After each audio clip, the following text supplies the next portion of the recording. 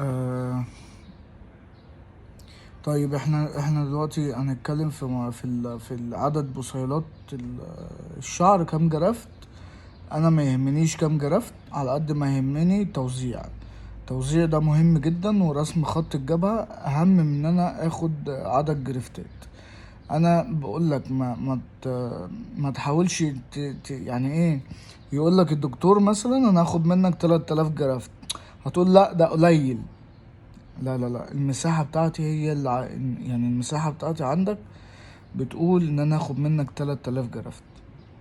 انت بقى مستقلها، ملكش دعوة خالص بالعدد، اهم حاجة العدد يكون متوزع صح، خط الجبهة مرسوم صح، في كثافة، في كواليتي عملية كويسة. انت فاهمني؟ ده اهم حاجة. في ناس بتقول ايه ده انت هتاخد مني 3000 جرافت بس، ده انا المنطقة المنحة بتاعتي تديك بتاع 5000 جرافت.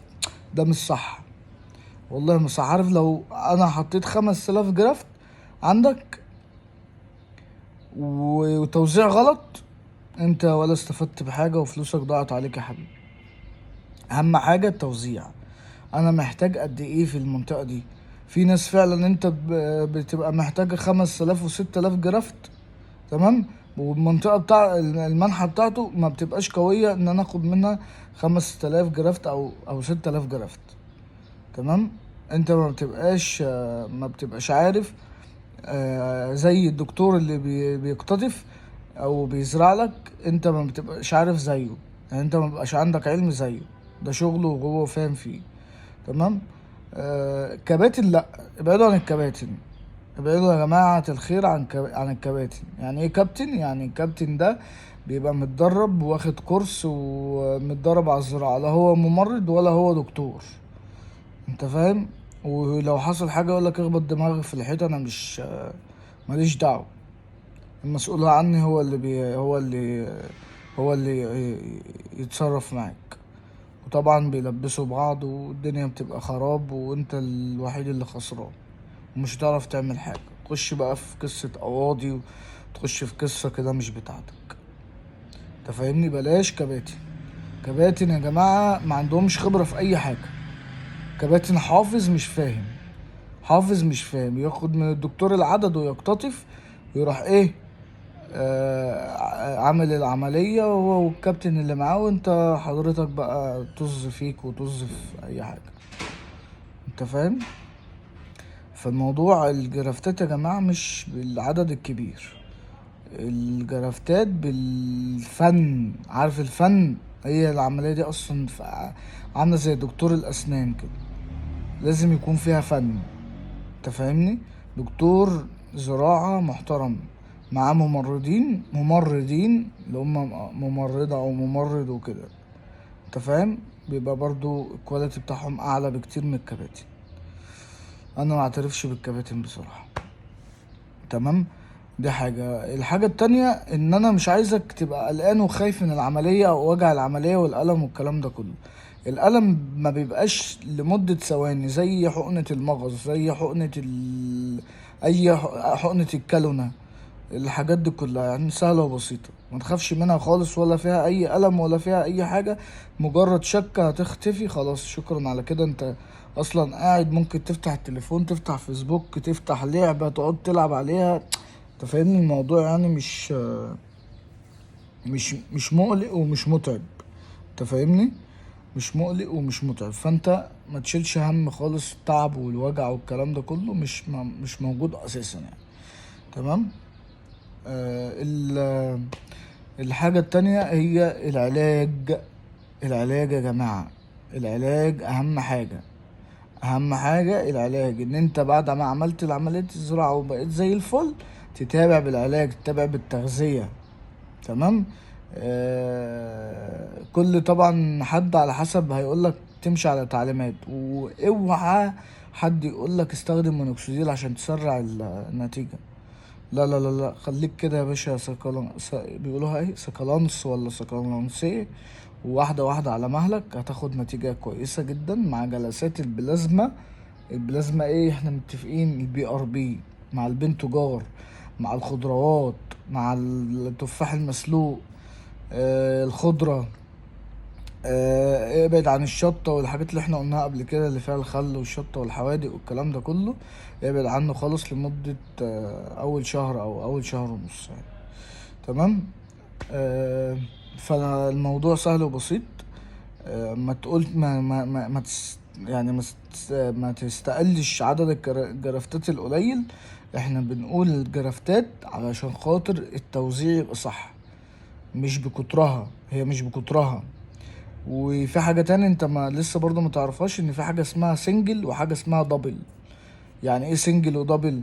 في مناطق في المنطقة المنحى فيها شعراية، في منطقة في المنطقة المنحى فيها شعرايتين، في منطقة فيها 3 شعيرات.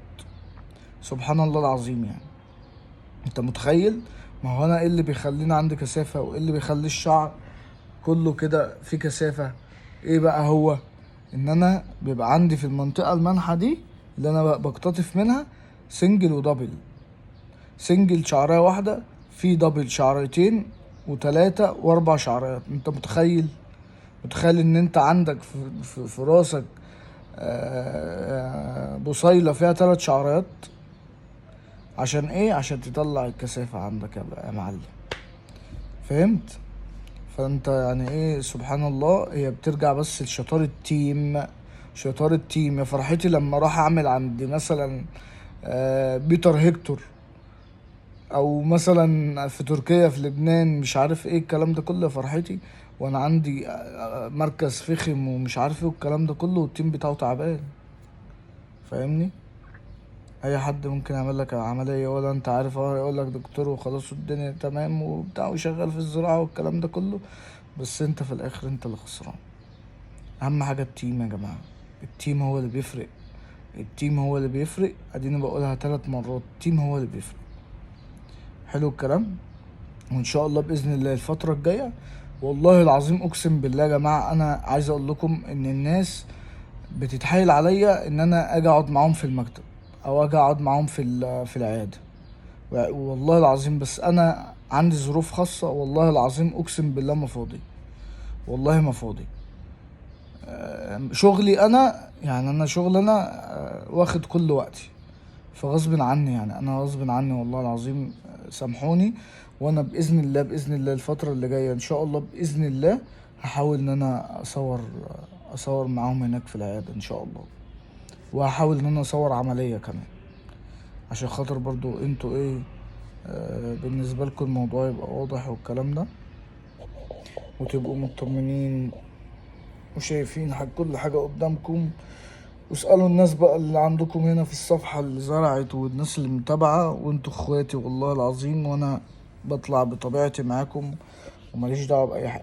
يا جماعة، العيال اللي بتطلع على اليوتيوب دي اللي بتقول التركيبات وحط مش عارفة ايه على ايه والكلام ده كله، الكلام ده كله هري.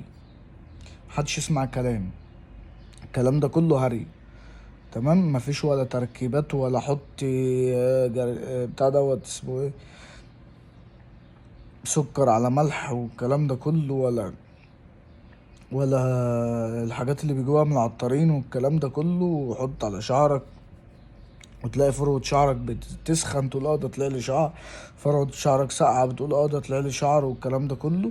مفيش الكلام ده، كل ده هري وحوارات، ومفيش اي حاجة من دي. مفيش حاجة بتجيب من الاخر غير الزراعة.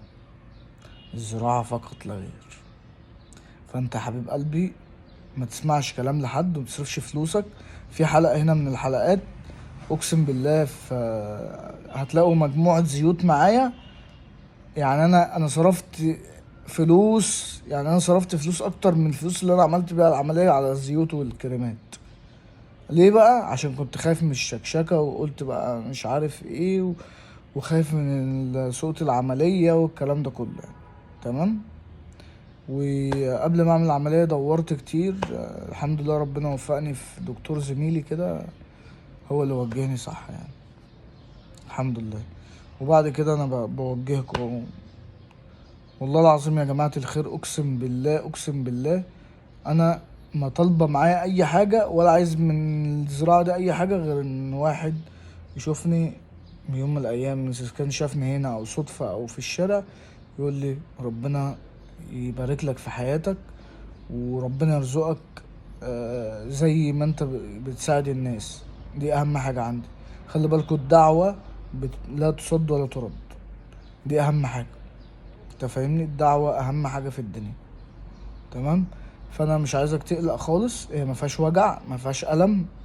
لحظة بسيطة بس، عشان برضو ما اكونش بقول حاجة ومش حقيقة.